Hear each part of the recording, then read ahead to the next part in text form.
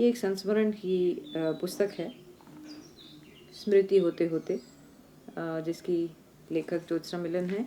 और मैं इसमें से एक संस्मरण आज पढ़ना चाहती हूँ जो उन्होंने निर्मल जी के बारे में लिखा था, और इसका शीर्षक है बीच हवा में एक छलांग। यदि अचानक कोई मुझसे पूछ बैठे कि इन वर्षों के दौरान मैंने लिखने से क्या पाया है, तो मेरा उत्तर बिल्कुल असंदिग्ध होगा। उसके द्वारा मैंने एक ऋण चुकाया है, इस धरती पर जन्म लेने का चमत्कार, जो केवल दूसरे चमत्कार को जन्म देने से ही चुकाया जा सकता है। ये निर्मल जी का ही एक उदाहरण है दूसरी दुनिया की भूमिका से। आगे वे लिखती हैं, निर्मल जी के लिए एक और तो लिखना कैथरीन मैन्सफील्ड के शब्दों में मनुष्य की असीम पीड़ा को अपनी ज़िंदगी का हिस्सा बनाने की कोशिश थी, तो दूसरी ओर इस धरती पर जन्म लेने के चमत्कार का ऋण चुकाना था, एक दूसरे चमत्कार को जन्म देकर।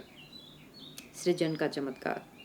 ढेरों चमत्कारों से भरी पड़ी थी उनके आसपास की दुनिया, और वे हर समय उनसे चकित चमत्कृत हुए रहते थे। एक छोटे कंकड़ जैसे बीज को बो देने पर उससे पूरा एक छतनार पेड़ निकल सकता है। जैसे बड़े और शाश्वत चमत्कारों को छोड़ दें, तब भी निर्मल जी को अचरज में डालने के लिए तो 13 साल की टीकू का सबके लिए रोटियां बना लेना और 6-7 साल की कक्कू का उनसे छिपकर पक्षियों की बोलियां निकाल लेना भी काफ़ी हो सकता था। हिंदी की दुनिया से परे, लगभग बाहर सुदूर मुंबई में बैठकर निर्मल वर्मा को पढ़ने का मतलब महानगर की हबड़ तबड़ के और समुद्र के बरक्स पहली बार पहाड़ों को उनकी शांति, एकांत और सौंदर्य के साथ जानना भी था। तब से समुद्र के साथ पहाड़ भी मेरा ठिकाना हो गए थे। वे मेरे पास चले आए थे। बाद में कभी कुमाऊं के पहाड़ भी उनमें शामिल हो जाने वाले हैं, यह बात अभी तब तक पता नहीं थी। और मज़े की बात यह थी कि बाद के वर्षों में निर्मल जी गर्मियों में दिल्ली से अक्सर कुमाऊं के पहाड़ों पर चले आते थे। हम लोग भी घर पर छुट्टियां बिताने अल्मोड़ा रानीखेत पहुंचते थे। बस से हर बार पहाड़ों पर चढ़ते हुए मन में यह उम्मीद बनी रहती कि क्या पता रानीखेत या अल्मोड़ा में निर्मल जी से मुलाकात हो जाए। कभी किसी दोपहर या किसी शाम, जो कि हमें चकित करती हुई सच में हो भी जाती, अधिकतर रानीखेत में। कभी कभी तो वे राम कुमार, विमला जी, निर्मला जी सब एक साथ एक परिवार की शक्ल में मिल जाते, जैसे वे बचपन में रहे होंगे। रानीखेत के पहाड़ों पर जिस घर में वे रह रहे होते, वह घर पहाड़ों का हिस्सा अधिक होता, रानीखेत शहर का कम। चारों तरफ पहाड़ी पहाड़, घाटियाँ और जंगल, नीचे तल में पहाड़ों को घेर कर बहती नदी। बाजार घर से इतनी दूरी पर होता कि उसके अस्तित्व का कहीं कोई सुराग न मिलता। दूसरे घर उनके उस घर से इतनी दूर होते कि वे अपने घर को बाहर निकाल कर फैला ले सकते थे। इस तरह वह घर बाहर का हिस्सा हो जाता और बाहर घर का।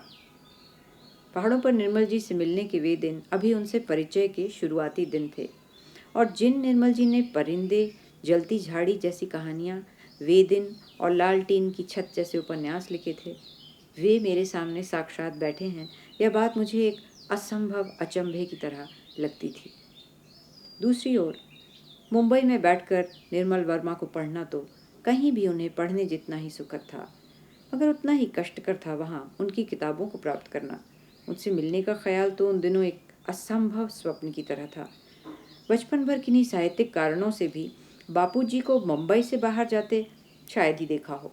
कहीं से बुलावा आता तब भी वे आसानी से यात्रा करने को राजी न होते, वरना तो उनके साथ भी लद के जाया जा सकता था उनका साथ देने के बहाने। उधर मुंबई हिंदी की दुनिया के इस कदर हाशिए पर थी कि निर्मल जी के कभी वहाँ आने की कोई वजह नज़र नहीं आती थी। और यूँ भी तब तो अभी निर्मल जी के चेकोस्लोवाकिया वास के दिन चल रहे थे और मेरे कॉलेज के शुरुआती दिन। हालांकि इस बात का पता मुझे उस समय नहीं था, कई सालों बाद चला। बापूजी को जाने कैसे पता चल गया था कि निर्मल वर्मा वो कथाकार हो सकते हैं जिनकी मुझे तलाश थी। उन्होंने मुझे उसी बीच प्रकाशित निर्मल जी का कहानी संग्रह जलती झाड़ी लाकर दिया था।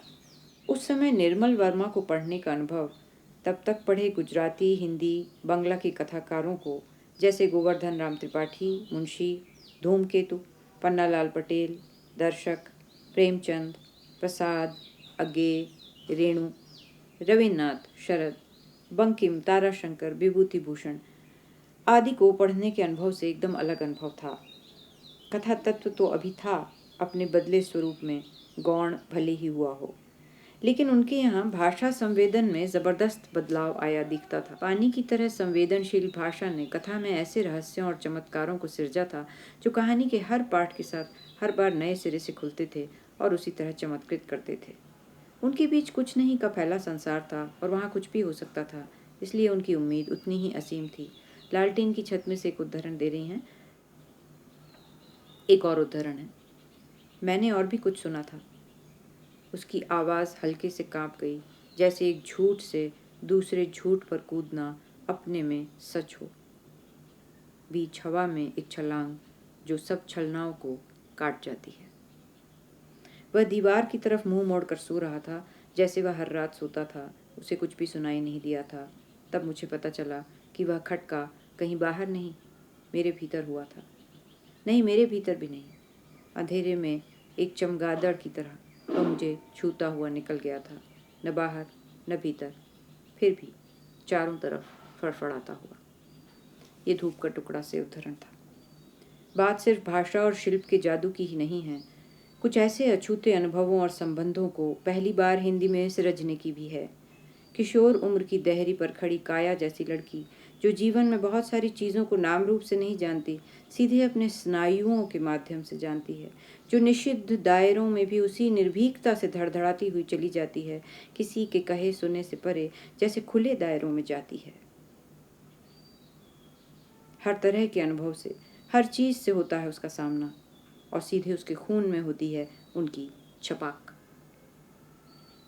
एक लड़की के इतने निजी अनुभवों को, जिन्हें वह संभवतः कई बार स्वयं भी नहीं जान पाती, या जान लेती है तब भी उन्हें वह अपने से तक छिपा लेना चाहती है, लालटेन की छत में मैंने पहली बार जाना, और इतने सुंदर ढंग से जाना। इसी तरह जलती झाड़ी कहानी के नायक का एक अजनबी शहर में बीती एक शाम का अनुभव अभी तक की हिंदी कहानी के लिए एक अपरिचित अनुभव था। नायक से उसी एक शाम अपने सच का प्रमाण मानो 2 बार मांगा गया था। एक बार बूढ़े मछुआरे के संदर्भ से और दूसरी बार झाड़ी में लड़की के साथ गए व्यक्ति के संदर्भ से। जवाबदेही का लम्हा एकदम उसके सामने आ गया था। लड़की के साथ झाड़ी में जाने वाला व्यक्ति कौन था? क्या वही? एक ओर यह संदिग्धता, वह नहीं था, यह भी दावे के साथ कैसे कहा जा सकता था, और दूसरी तरफ जवाबदेही से पलायन। फिर एक उद्धरण है। भागने लगता हूँ और पीछे मुड़कर नहीं देखता। मेरे पीछे झाड़ी है और उसकी विभत्स भुतैली हंसी जो देर तक मेरा पीछा करती रही है, लहू के कतरे की तरह मेरे भागते पैरों के पीछे टपकती रही है। एक छोटी सी कहानी में पहली बार ऐसे किसी अथाह अनुभव को थाहने का, उसकी अनेक परतों को खोलने का गंभीर प्रयत्न है। स्त्री पुरुष संबंधों से अधिक संभावनापूर्ण संबंध शायद ही कोई दूसरा संबंध होता है। इसमें ईश्वरत्व के वास से लगाकर एक दूसरे को नष्ट करने तक कुछ भी हो सकता है। इस संबंध के तंतु जितने नाजुक हो सकते हैं उतने ही मजबूत हो सकते हैं, जितने उथले हो सकते हैं उतने ही अथाह भी, जितने जीवंत हो सकते हैं उतने ही तापहीन भी। इसके अलावा इनकी विडंबनाओं की तो गिनती ही मुश्किल है। धूप का टुकड़ा से एक उद्धरण है। मुझे अजीब सा लगा कि मैं उसे छू रही हूँ और मेरे हाथ खाली के खाली वापस लौट आते हैं। बरसों पहले की गूंज जो उसके अंगों से निकलकर मेरी आत्मा में बस जाती थी, अब कहीं न थी। एक और उद्धरण। मैं रात भर उसके सिरहाने बैठी रही और मेरे हाथ मुर्दा होकर उसकी देह पर पड़े रहे। मुझे यह भयानक सा लगा कि हम दोनों के बीच जो खालीपन आ गया था वह मैं किसी से कह नहीं सकती। इस पात्र के लिए जो अकथनीय है उसे निर्मल जी अपनी कहानी धूप का टुकड़ा में कह पाए हैं। किसी एक से नहीं, सारी दुनिया से कह पाए हैं। संबंधों में कुछ भी न बचने के बावजूद जहाँ अधिकतर स्त्री पुरुष इस संबंध से चिपके रहते हों, वहाँ ऐसी एक स्त्री का इस संबंध से न केवल बाहर निकल आना बल्कि यह कह पाना कि अलग होने के लिए कोर्ट कचहरी जाना ज़रूरी नहीं है, यह इस कहानी में पहले पहल संभव हुआ है। एक आलाप की तरह लिखी गई इस कहानी में अलगाव, एक दिन का मेहमान कहानी के अलगाव से इस अर्थ में भिन्न किस्म का अलगाव है कि एक दिन का मेहमान का अलगाव उतना संपूर्ण अलगाव नहीं है। संबंधों के तंतु यहाँ अधिक उलझे हुए हैं। कहानी में लेखक का किसी भी पात्र का तरफदार न होना उन पात्रों के मानवीय सत्व और संवेग को बचा लेना भी है। यही वजह है कि ये पात्र बिना किसी अपराध बोध में लिथड़े अपनी मानवीय गरिमा के साथ कठिन दौर में भी हमारे साथ बने रहते हैं। वे ऐसी पीड़ा से गुजरते हैं जिसके लिए तरफदारी बेमानी हो जाती है। यह संबंध अपनी अधिकतर जटिलता के साथ निर्मल जी के उपन्यास वे दिन से लगाकर उनकी कई कहानियों में न केवल उजागर हुआ है, बल्कि किसी न किसी स्तर पर हमारे अनुभव का अंग भी बना है। एक घटना सन 74 की याद आती है, जब हम सीधी पन्ना में 7 साल गुजार कर अभी बस भोपाल आए थे। उन दिनों मित्रवर अशोक वाजपेयी हमसे पहले से भोपाल पहुंचे हुए थे और उनका उत्साह समाता न था। आए दिन उनके दिमाग में एक न एक ख्याल जन्म लेता रहता, और क्या मजाल कि उनका कोई अनोखा ख्याल बना रह जाए। ऐसा ही एक ख्याल उन्हें श्री अरविंद के निमित्त से पोइट्री एंड बिलीफ पर एक सेमिनार करने का आया था। इसमें बहुत सारे लेखक विद्वान आने वाले थे। मेरे लिए उन सब का आना एक तरफ था और निर्मल जी का आना दूसरी तरफ। निर्मल जी से मिलने का मौका यूं एकदम अचानक उपस्थित हो गया था, जब मैं अभी उसकी बिल्कुल भी उम्मीद नहीं कर रही थी। भीतर जबरदस्त उत्तेजना थी। क्या अपने इतने करीबी और प्रिय लेखक को सिर्फ देखना और सुनना हो पाएगा, या उनसे सच में मिलना भी हो पाएगा? जानती तो मैं उन्हें जाने कब से थी। निर्मल जी मेरे लिए उस अर्थ में अजनबी तो मिलने से पहले भी कभी नहीं रहे, पर व्यक्तित्व से साक्षात वह तो पहली ही बार होने वाला था। पहली बार में ही वे मुझे इस दुनिया में आश्चर्य लोक में एलिस की तरह लगे थे, यानी किसी दूसरी ही दुनिया के आदमी, जो वो मुझे आखिर तक लगते रहे। आखिर तक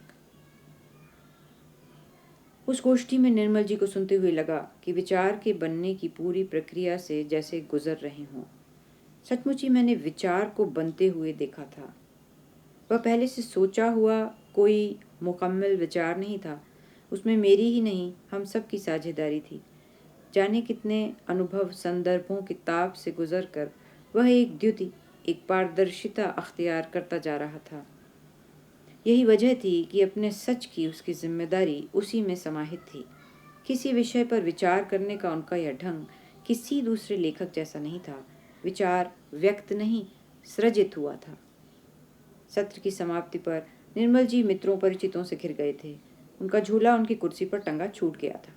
मैंने बढ़कर उसे उठा लिया और दरवाजे से बाहर निकल चुके निर्मल जी के हाथ में थमा दिया, सभा में उपस्थित किसी अजनबी की तरह, जबकि उनसे अधिक मैं वहां किसी दूसरे लेखक को नहीं जानती थी।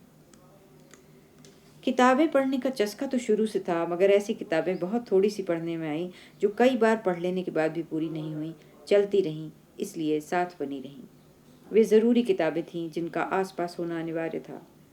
निर्मल वर्मा की किताबें मेरे लिए कभी पूरी न होने वाली किताबें रही हैं। इनके एक भी पाठ ने शायद ही कभी निराश किया हो। हर बार पढ़ने पर उनमें कुछ न कुछ तो ऐसा निकल ही आता जो पहली बार पढ़ने का रोमांच दे जाता। मौका हताशा का हो, मोह भंग का हो, अपनी भाषा के साथ, अपने सर्जक के साथ संबंध विच्छेद का हो। निर्मल जी का लेखन नामालूम तरीके से मगर अचूक तीर पर मेरे रचनाकार के साथ फिर से मेरा संबंध स्थापित करने में लगभग हमेशा ही एक करिश्माई भूमिका निभाता रहा है। इस अर्थ में वे मेरे लिए एक अत्यंत ज़रूरी लेखक रहे। आज के जैसे समय में हमारे बीच निर्मल जी की उपस्थिति का एक अर्थ मेरे लिए यह भी था कि चुनी हुई चुप्पियों के बीच वे एक ऐसी आवाज़ थे जो हमेशा सच बोलने का जोखिम उठाती रही है। एक सर्जक के लिए किसी एक सोच या विचार या विचारधारा का तरफदार हुए बिना स्वतंत्र खड़े होना कितना ज़रूरी है, यह गे जी के अलावा निर्मल जी से भी उसी तरह जाना। वरना तो राजनीतिक दबावों को छोड़ दें तब भी देहधारी होने के, सामाजिक होने के, बौद्धिक प्राणी होने के जो दबाव हैं, उनके बावजूद जितनी भी स्वतंत्रता एक मनुष्य को नसीब हो सकती है, उससे भी हाथ धोने पड़ जा सकते हैं, और एक न एक दबाव हमें मनुष्यता का पक्षधर होने से कभी भी रोक सकता है। निर्मल जी मेरे लिए अकेले खड़े होने के साहस का दूसरा नाम थे। यही वजह है कि वे सही माने में एक लेखक की गरिमा और स्वतंत्रता के साथ आत्मसम्मानपूर्ण जीवन जी पाए। इस बात को कहते हुए मुझे उतने ही खरे कवि विजय देव नारायण शाही की ये पंक्तियाँ याद आती हैं। परम गुरु दो तो ऐसी निरीहता दो कि इस दहाड़ते आतंक के बीच फटकार कर सच बोल सकूं और इसकी चिंता न हो कि इस बहुमुखी युद्ध में मेरे सच का इस्तेमाल कौन अपने पक्ष में करेगा।